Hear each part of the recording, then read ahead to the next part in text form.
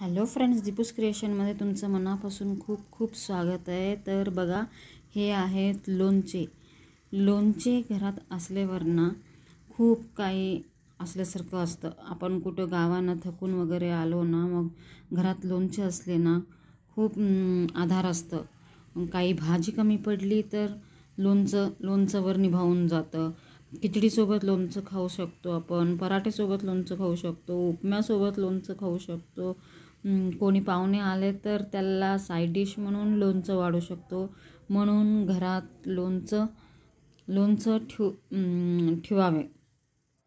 लोणच्यामध्ये बघा किती प्रकार लोणचे आहेत। हे लिंबाचं गोड लोणचं आहे, हे लोणचं आंबाड्याचं लोणचं आहे, हे लिंबूचं सप्पक लोणचं आहे, हे लिंबूचं तिखट लोणचं आहे, चटणी।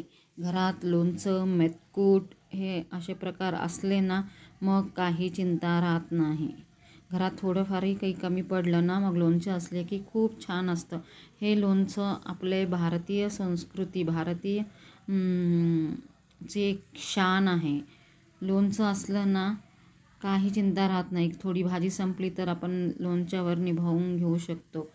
हे बघाल, हे लोणच्याचे बेनिफिट्स आणि लोणच्याचे इम्पॉर्टन्स। म्हणून घरात केव्हाही लोणचं, चटणी असे प्रकार ठेवत जावावे।